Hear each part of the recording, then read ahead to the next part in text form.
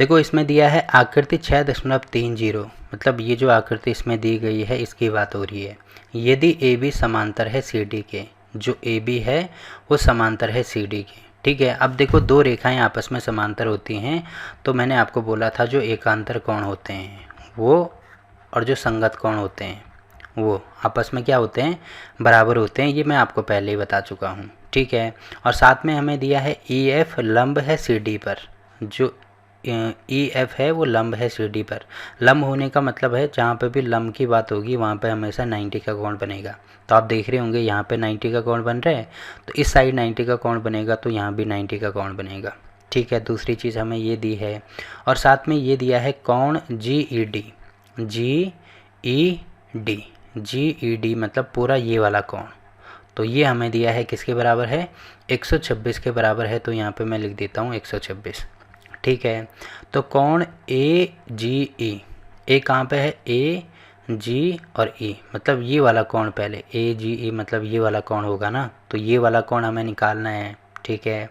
साथ में कोण जी ई एफ, कोण जी ई एफ मतलब ये वाला कोण, ये वाला कोण हमें निकालना है। और साथ में कोण एफ जी ई, एफ जी ई मतलब ये वाला कोण हमें निकालना है, ठीक है। तो बड़ी आसानी से निकाल सकते हैं। कैसे निकालेंगे, सबसे पहले आप एक चीज़ देख रहे होंगे, देखो अगर मैं केवल ये दोनों लाइनों को लूँ, पहली रेखा मैंने ये वाली ले ली जो कि हमें दी है ए बी, और दूसरी रेखा मैंने ये वाली ली जो कि हमें दी है सी और डी, ठीक है। और ये वाली एक लाइन इसमें इस प्रकार से तिरछी डाली गई है ऐसे। अब देखो अगर मैं इस रेखा को थोड़ा ऐसे आगे बढ़ा दूँ और इस रेखा को ऐसे आगे बढ़ा दूँ तो आप देख रहे होंगे यहाँ पे जी है और यहाँ पे ई है। तो ये वाला कोण, देखो ये वाला कोण हमें दिया है ना, इसमें आप देख सकते हैं कोण जी ई डी, जी ई डी मतलब ये वाला कोण हमें दिया है किसके बराबर है, 126 के बराबर है। अब देखो एक चीज़ मैंने आपको बोली थी एकांतर कोण के लिए, एकांतर कोण में क्या होता है, जब भी उल्टा जेड बने या उल्टा जेड बने तो वो आपस में बराबर होते हैं। तो आप देख रहे होंगे इस प्रकार से एक उल्टा जेड इसमें बन रहा है। अगर मैं इससे आपको दिखाऊं तो देखो उल्टा जेड ऐसे बन रहा है ना, ये देखो जेड बन रहा है, तो जेड उल्टा जेड बन रहा है, इसका मतलब एकांतर कोण होगा, मतलब ये वाला कोण और ये वाला कोण आपस में बराबर होंगे। तो यहाँ पे देखो इसका मतलब ये वाला कोण कितना है, ए जी ई है ना, ए जी और यहाँ पे ई है, तो इसका मतलब जो कोण ए जी ई है वो बराबर होगा कोण किसके, कोण जी ई डी के। तो यहाँ पे मैं लिख देता हूँ कोण जी ई डी के। अब क्यों बराबर होगा इसका रीज़न यहाँ पे लिख देंगे एकांतर कोण, ठीक है, एकांतर कोण होगा। अब देखो एकांतर कोण भी दो प्रकार के होते हैं, तो ये अंदर की तरफ बन रहा है तो इसको आप ऐसे लिख सकते हैं कि अंतः एकांतर कोण, ठीक है, अंतः एकांतर कोण हो गया। अब देखो ये हमें पता है ना 126 के बराबर है, तो ये पता है 126 के बराबर है, मतलब कोण ए जी ई बराबर हो जाएगा 126 के, क्योंकि इसकी वैल्यू कितनी है 126 के बराबर दी है। तो यहाँ पे लिखेंगे, पहले दिया है, देखो पहले जो जो चीज़ें हमें दी हैं वो चीज़ें हमें लिखनी होगी। पहले ये दिया है ए बी है वो समांतर है सी डी के, और साथ में हमें ये भी दिया है कि जो ई एफ है वो लंब है सी डी पर, ठीक है। और लास्ट में हमें ये दिया है कि कोण जी ई डी ये बराबर है 126 के। उसके बाद हम ये लिखेंगे। अब पहली चीज़ ए जी ई हमें निकालनी थी तो ये तो हमने निकाल दिया, तो पहला क्वेश्चन यहाँ पे कंप्लीट होता है, ठीक है।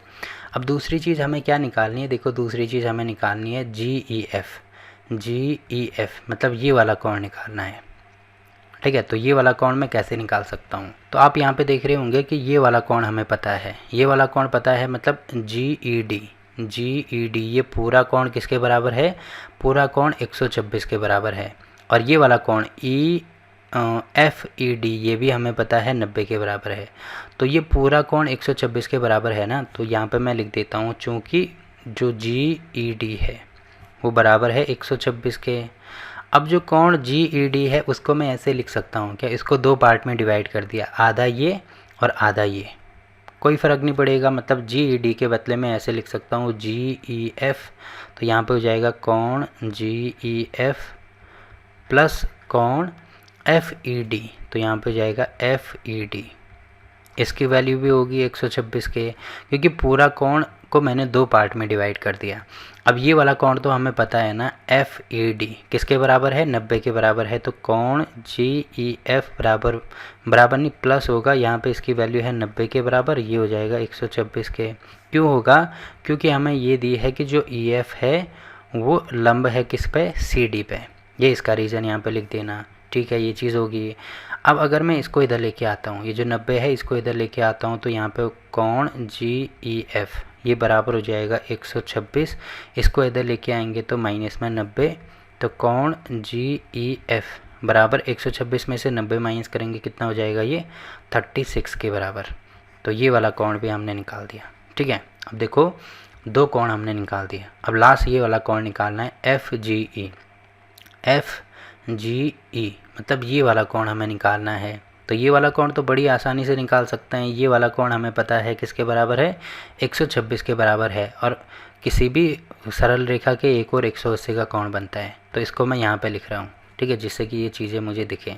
तो तीसरा कोण अगर मुझे निकालना है तो यहाँ पे लिखेंगे, चूँकि जो कोण AGE मतलब ये वाला कोण AGE प्लस जो कोण EGF है, कोण EGF वो बराबर होगा 180 के। क्यों होगा, क्योंकि सरल रेखा पे बन रहा है, यहाँ पे लिख देंगे सरल रेखा, ठीक है। अब AGE तो हमें पता है ना 126 के बराबर है, तो ये तो हो जाएगा 126, ये हो जाएगा कोण EGF बराबर होगा 180 के। तो अगर मुझे कोण EGF निकालना है तो इनको मैं यहाँ से, देखो ये चीज़ तो आपके समझ में आ रही होगी, तो इसको मैं यहाँ से हटा देता हूँ। तो कोण EGF बराबर होगा 180 माइनस 126। तो कोण EGF किसके बराबर हो जाएगा, इसमें से ये माइनस कर दो तो 10 में से 6 गया, यहाँ पे होगा 4, यहाँ पे 7 में से 2 गया, यहाँ पे होगा 5, तो 54 के बराबर आ रहा है, ठीक है।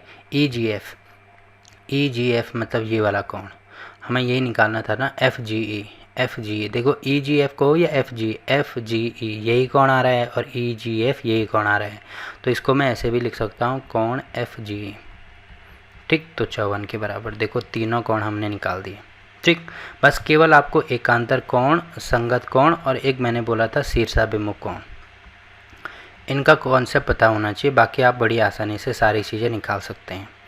तो ये वाला क्वेश्चन भी यहाँ पे कंप्लीट होता है। और क्लास 9 के सभी चैप्टर की वीडियो आपको नीचे डिस्क्रिप्शन में मिल जाएगी, तो वहाँ पे जाके आप किसी भी चैप्टर की कोई सी भी वीडियो देख सकते हैं। तो फिलहाल के लिए इस वीडियो में इतना ही। वीडियो अच्छा लगा तो वीडियो को लाइक कीजिए, शेयर कीजिए अपने दोस्तों के साथ, और चैनल को सब्सक्राइब करना ना भूलें। तो मिलते हैं आपसे एक और नई वीडियो में, तब तक के लिए बाय बाय।